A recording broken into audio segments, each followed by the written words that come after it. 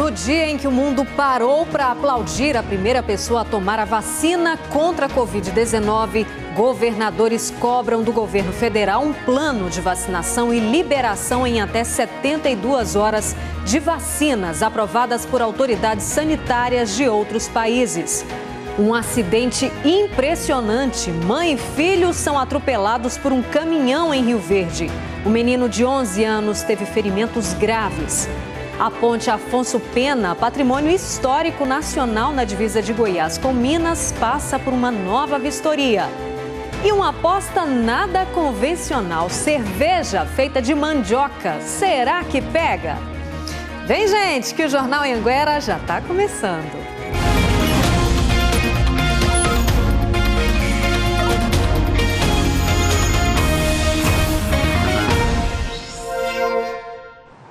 Olá, boa noite. Agora são 7h09. Um acidente entre uma moto e um caminhão deixou um menino de 11 anos gravemente ferido em Rio Verde, no sudoeste do estado. A mãe dele também se machucou, por isso vamos chamar o Eduardo Idaló, que tem os detalhes desse acidente. Boa noite para você, Eduardo. Oi, Rosane, muito boa noite para você, boa noite a todos que estão acompanhando com a gente o JA2. Realmente foi um acidente impressionante, um acidente grave. A gente está nesse momento no local onde aconteceu, nesse cruzamento entre a Perimetral e a Avenida 77, aqui no bairro Martins, em Rio Verde. Nós temos imagens de uma câmera de segurança que flagrou o momento do acidente para você ver. O caminhão vinha pela Perimetral e aí, antes de entrar na Avenida 77, uma moto aparece no vídeo aí com dois ocupantes, uma mulher de 43 anos e o filho dela de 11 anos. Quando o caminhão faz a curva, essa moto é atingida em cheio. Os dois ocupantes vão parar debaixo do caminhão. Realmente é muito impressionante. Essa mulher, ela teve apenas ferimentos leves. Já o filho dela de 11 anos teve fratura exposta em uma das pernas. Parte da perna foi esmagada porque o caminhão passou. Os vizinhos aqui do local correram para tentar ajudar. O motorista desse caminhão ficou muito preocupado, também desceu no momento tentando ajudar. O socorro chegou. Essa mulher, ela foi encaminhada para a unidade de pronto atendimento aqui de Rio Verde com ferimentos leves. Já o filho dela, um caso mais grave, foi encaminhado para o Hospital do Câncer. A gente teve informações agora há pouco de que ele precisou ser transferido para o UGOL, o Hospital de Urgências, que fica aí em Goiânia, uma vaga de emergência. Então ele deve passar por uma cirurgia e existe, infelizmente, a possibilidade dele ter parte da perna amputada. A gente está checando essa informação, mas foi o que a gente conseguiu apurar até agora. Nós falamos também com a Polícia Civil, que esteve uma perícia técnica fazendo uma análise aqui de todo o acidente. A informação que a gente teve é que, por enquanto, não dá para saber o motivo desse acidente, né? Foi feita a perícia técnica para saber, então, se um desses envolvidos teve alguma atitude de imprudência, mas isso a gente vai saber só depois dos exames da perícia, Rosane. Tá certo, Eduardo. E olha, inclusive, aí em Rio Verde teve outro caso chocante, né, Eduardo? Um motorista de aplicativo, gente, que deu uma facada num passageiro. Como é que está a investigação desse caso? Como é que está o estado de saúde desse motorista, Eduardo?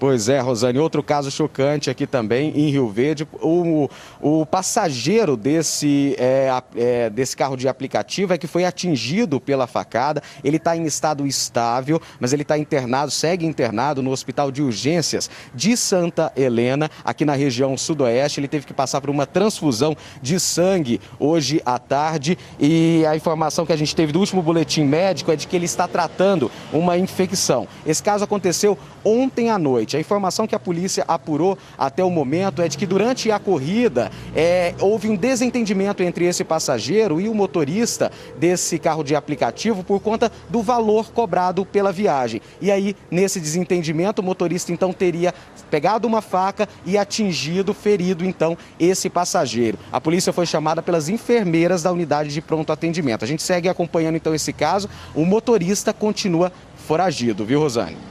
Violência gratuita, né, gente? Obrigada, Eduardo, pelas informações. Olha, a empresa 99 diz que se solidariza com a vítima e lamenta o ocorrido. Diz que está apurando o que houve e está disponível para colaborar com as autoridades. E a Polícia Civil divulgou novas pistas sobre a morte da universitária Yolanda Mili Rocha, de 21 anos. Em agosto desse ano, Yolanda foi encontrada com o corpo carbonizado no apartamento dela em Lusiânia.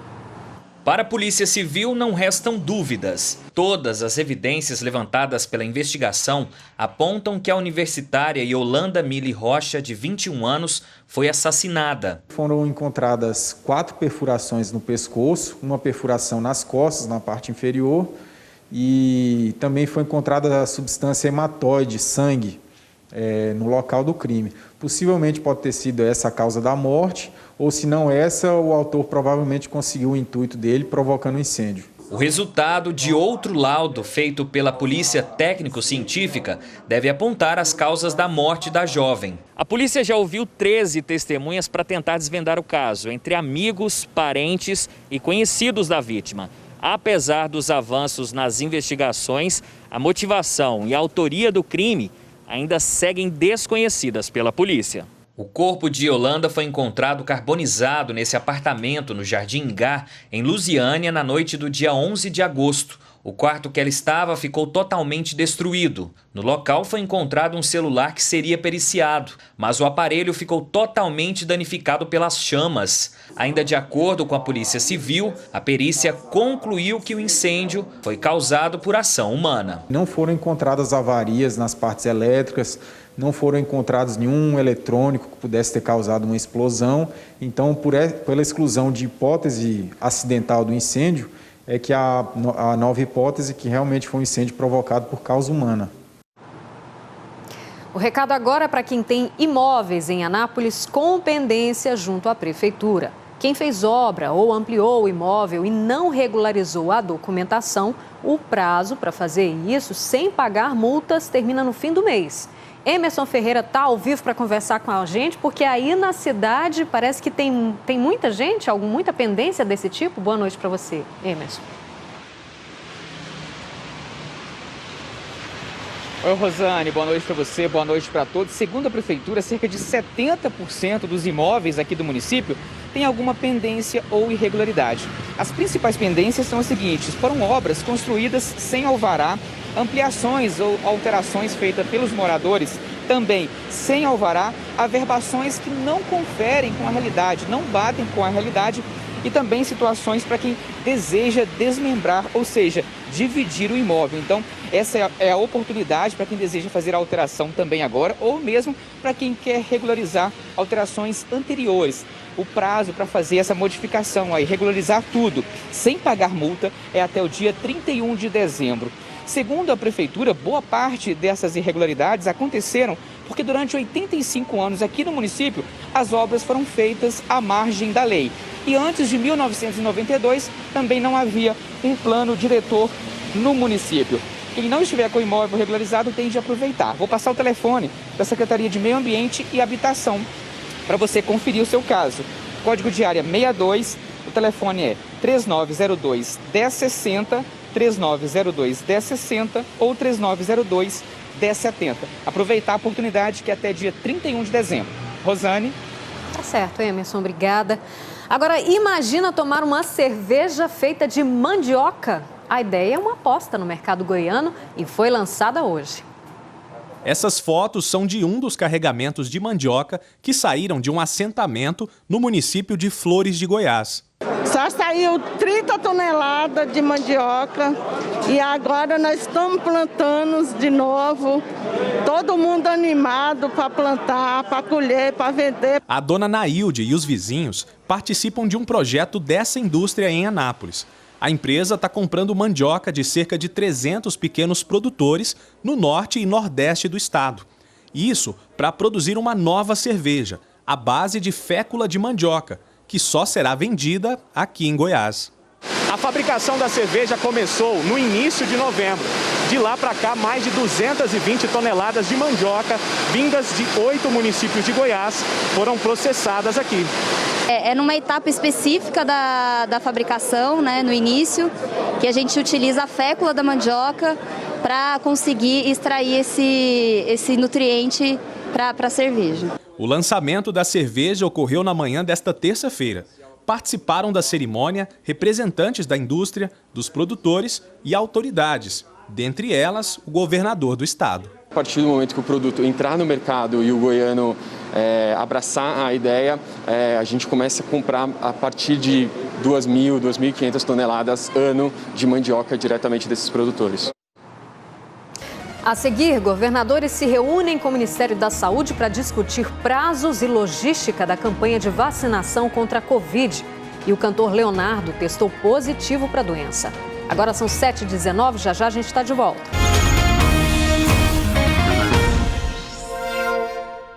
Sete 7h21, estamos de volta. Esta terça-feira entrou para a história. Os moradores do Reino Unido são os primeiros no mundo a receber uma vacina testada e aprovada clinicamente contra a Covid-19.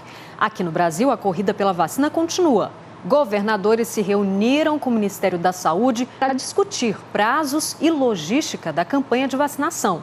São Paulo, Rio de Janeiro e o prefeito de Salvador, entre outros, já falam em comprar a vacina por conta própria se o governo federal não agir rápido. O governo de Goiás é contra.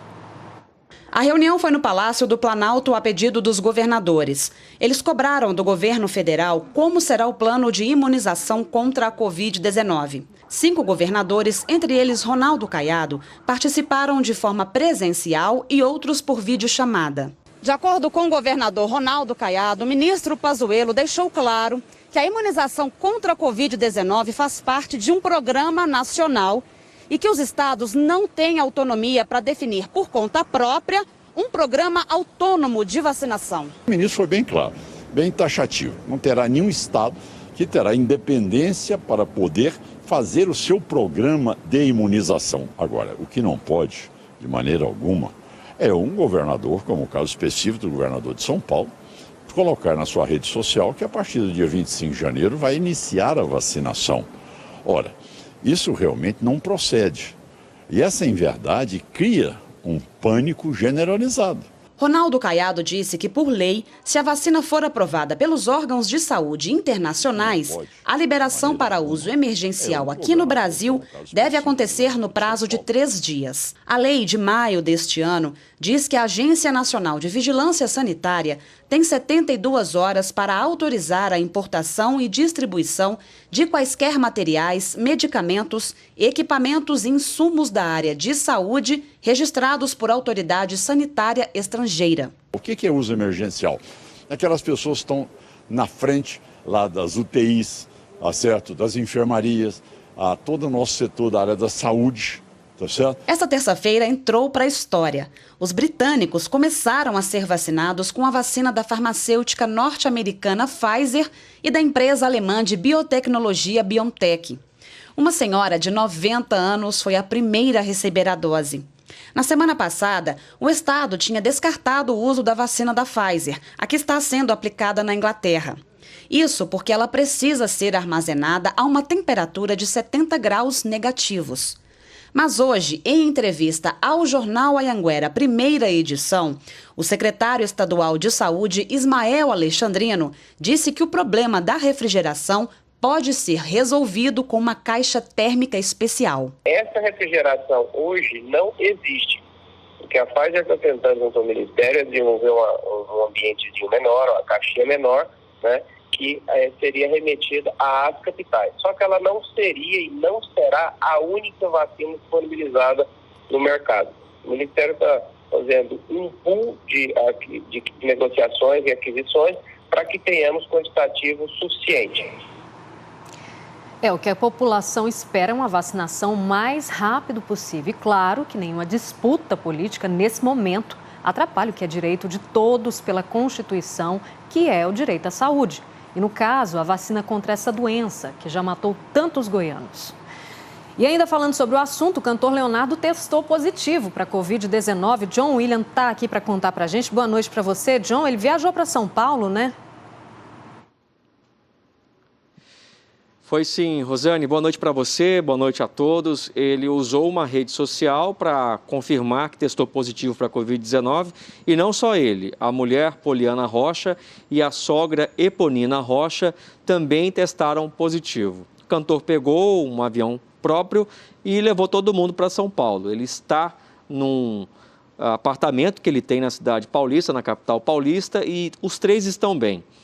Qual é a ideia do Leonardo? Se eles precisarem de um atendimento médico, eles vão para algum hospital. São Paulo tem os melhores hospitais do país, com muito suporte, equipe médica de ponta, então se for o caso, eles vão buscar atendimento médico. No momento eles estão bem, sem nenhuma intercorrência, sem nenhuma gravidade. Recentemente o Leonardo teve uma dengue, ele confirmou que teve dengue, inclusive reclamou dos sintomas, muita febre, dores pelo corpo e mal se livrou da dengue, agora teve essa confirmação para a Covid-19, inclusive, Rosane, ele cancelou um show que faria em Sorocaba na próxima sexta-feira.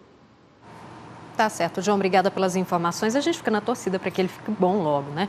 Olha, pelo menos 9 pessoas ficaram feridas em uma batida entre 2 ônibus do transporte público que fazem linha de Cidade Ocidental para Brasília. E os 2 veículos são da mesma empresa. Marcos Moreira está ao vivo para conversar com a gente. Já se sabe a causa desse acidente? Marcos, boa noite para você.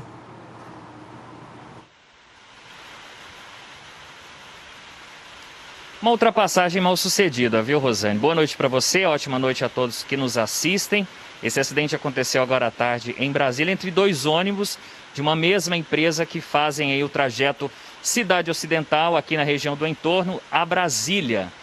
O que aconteceu? Um desses ônibus foi ultrapassar um carro de passeio que estava na faixa exclusiva para ônibus e acabou colidindo na traseira do outro veículo, que causou muito susto aí nos passageiros, viu? Durante esse acidente, estavam nos ônibus cerca de 90 passageiros. De acordo com o Corpo de Bombeiros, desses passageiros aí, 9 ficaram feridos, principalmente com ferimentos no rosto. Uma senhora, inclusive, desmaiou e teve que ser atendida no local, mas logo recobrou a consciência e ficou tudo tranquilo. Todos esses passageiros feridos foram encaminhados aí para o Hospital de Base de Brasília. A mulher que estava no carro de passeio não ficou ferida. Em nota, Rosane, a empresa União Transporte Brasília informou que um dos motoristas precisou desviar desse carro de passeio, que estava na faixa exclusiva para ônibus e aqui acabou colidindo na traseira do veículo da Cima. Informou ainda que nenhum funcionário ficou ferido e que vai prestar todo o auxílio necessário aos passageiros feridos. Rosane. Obrigada, Marcos. E olha, a ponte Afonso Pena, patrimônio histórico nacional que liga as divisas de Goiás e Minas, passou por uma nova vistoria em Itumbiara. Quem tentou passar pela ponte Afonso Pena, que liga Goiás a Minas Gerais nesta terça-feira, teve que dar meia volta. O trânsito no local foi bloqueado até o fim do dia para uma avaliação da estrutura da ponte.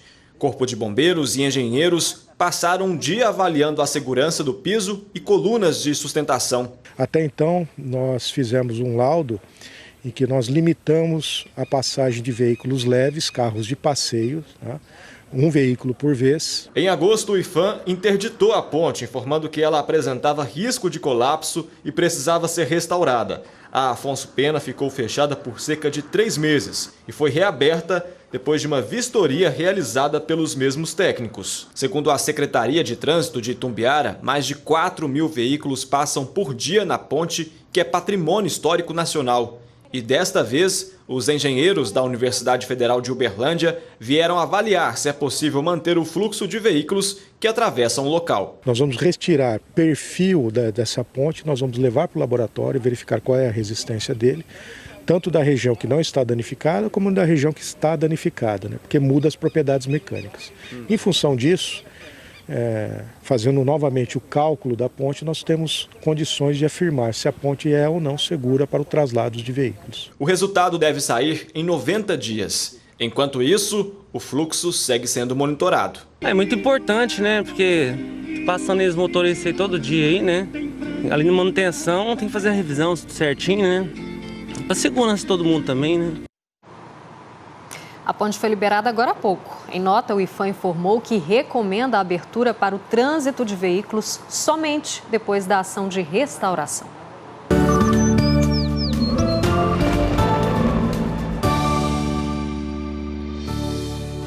No norte, a temperatura máxima pode chegar a 34 graus. No oeste, não passa de 33. No centro, chega a 30 graus. A mesma registrada no sudoeste goiano. No leste tem mínima de 17, máxima de 29 graus e no sul também máxima de 30 graus.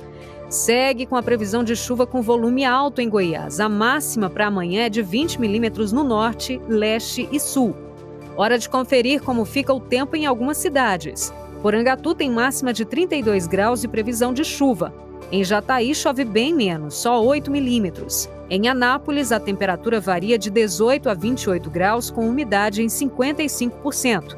E em Itumbiara, a máxima chega a 30 graus, com umidade em 45% e também deve chover na cidade. Pois é, choveu forte em Caldas Novas. O temporal alagou a principal avenida comercial da cidade. A enxurrada quase invadiu as lojas e derrubou motos que estavam estacionadas na rua, bem como previa os meteorologistas. Agora o recado é para os pecuaristas, é que o prazo para enviar a declaração de vacinação contra a aftosa e a raiva foi prorrogado. Quem tem mais informações para a gente é a Ana Paula Moreira, que está lá em Jataí. Importantíssimo, né, que os produtores não percam esse prazo para evitar multas, né, Ana Paula? Boa noite para você. Exatamente, Rosane. Boa noite para você, boa noite a todos. Pode ter multa aí até de R$300 por propriedade. Então, a Agrodefesa prorrogou esse prazo para o produtor entregar essa declaração da vacinação contra a febre aftosa até o dia 18 de dezembro e também a entrega da declaração da quantidade do rebanho existente em cada propriedade. A vacinação contra a febre aftosa foi até o dia 30 de novembro. De acordo com a Agrodefesa, esse prazo foi prorrogado por conta da pandemia. Segundo o governo, eles estão recebendo muitas declarações presencialmente e elas precisam ser agendadas. Por isso, esse processo está demorando um pouco, então por isso esse prazo foi prorrogado. Mas os procedimentos para as declarações continuam da mesma forma. Os criadores que têm mais de 150 animais, eles devem obrigatoriamente fazer essa declaração lá pela internet, no site da Agrodefesa. Agora, os criadores que têm até 150 animais devem fazer isso em alguma unidade da Agrodefesa da sua cidade, mas é preciso, lembrando, que tem que agendar. O endereço, os telefones também tem tudo lá no site da Agrodefesa. Então, lembrando, o produtor tem até o dia 18 para entregar essa declaração, senão pode sim levar multa. Rosane? Tá certo, Ana Paula. Obrigada pelas informações. Bombeiros de Rondonópolis e Alto Araguaia, no Mato Grosso, encontraram o corpo do adolescente de 16 anos que se afogou após nadar no rio Araguaia. Luiz Tavares da Silva, de 16 anos, se afogou no domingo. O pai do garoto tentou salvar o filho e também desapareceu na água. Bombeiros continuam as buscas para tentar localizar Luiz Erimar Tavares da Silva, de 51 anos. A família de Santa Helena estava em férias no Mato Grosso. Agora preste atenção nessa notícia. O sinal analógico de TV vai ser desligado até março do ano que vem em 9 cidades do estado. 3 delas são na região sul: Caldas Novas, Morrinhos e Goiatuba. Depois desta data, os moradores vão receber só o sinal digital, que é garantia de mais qualidade de imagem e som também. A imagem do sinal analógico era assim, cheia de chuvisco, e o som também não era lá essas coisas. Eu vivia mexendo no controle para tentar achar um sinal melhor, ou então às vezes na antena. Era bem ruim. Mas esses problemas ficaram no passado. É que agora a tecnologia na TV da Dona Lia é outra. Com essa pandemia, a televisão se tornou ainda mais companheira da Dona Lia. É que ela passa a maior parte do tempo sentada assistindo a TV. E o sinal digital veio para reforçar ainda mais essa paixão que ela tem pela telinha. Se eu soubesse antes que era tão bom assim, eu já teria comprado há muito tempo. Tá linda a imagem, olha aí. Não tem nem um chuvisquinho, nossa senhora. Maravilhada com a qualidade da imagem e do som, a aposentada saiu fazendo a maior propaganda para as amigas. Uma delas é a dona Marilane. E a dona de casa já está esperando ansiosa pelo técnico que ficou de vir instalar os aparelhos nos 3 televisores da casa dela. Tô esperando, né? Que a Lia falou que é muito bom mesmo. Ela fez uma propaganda, ela falou pra mim que eu não vou arrepender. A qualidade do sinal digital é bem melhor. A imagem fica limpinha, dá para ver e ouvir todos os detalhes. Também tem outro motivo para investir na tecnologia. É que o sinal analógico vai ser desligado até março do ano que vem em 3 cidades aqui da região sul: Caldas Novas, Morrinhos e Goiatuba. As pessoas que hoje ainda assistem o sinal analógico, é importante que elas comecem, a partir de já, fazerem essa migração para o sinal digital. Além de começar a aproveitar uma melhor qualidade, elas já ficam preparadas para esse momento em que a gente fizer o desligamento do sinal analógico. Se a sua televisão é dessas mais antigas, você precisa de um aparelho como esse, que converte o sinal. Eles são encontrados em lojas de eletrônicos. E se a sua TV já é dessas mais novas, provavelmente ela já vem com um conversor integrado. Nos dois casos, é só conectar o fio que vem da antena e sintonizar. Pronto, o sinal digital vai chegar aí na sua casa, como chegou na casa da Dona Lia. Outra vida, dá gosto. Sabe o que é dar gosto? Tomar um banho, deitar no sofá e ligar a televisão, dá gosto. As outras cidades que vão ter o desligamento do sinal analógico no primeiro semestre do ano que vem são Goianésia, Mineiros, Quirinópolis, Santa Helena, Uruaçu e Aruanã. Bora então para a nossa imagem do dia, que não é daqui de Goiás, é de mais de 12 mil quilômetros de distância, mas é a nossa imagem do dia porque trouxe esperança para a humanidade nessa terça-feira. Margaret Keenan é a primeira pessoa no mundo a receber a vacina contra a Covid. Ela tem 90 anos e tomou a vacina da Pfizer na Inglaterra. Ela vai receber a segunda dose no dia 21. A dona Margaret está isolada desde o início da pandemia e disse em entrevista que agora pode pensar num tempo novo para passar com a família. E é claro, esse é o desejo de todos nós, é o que todos nós esperamos. Um tempo novo, de abraços e muita saúde. Agora são 7h37, a gente está ficando por aqui. Uma boa noite para você. Um beijo e um cheiro. Hoje a gente encerra com imagens do cruzamento da Avenida Brasil e Goiás, lá no centro de Anápolis. Tchau, gente. Até amanhã.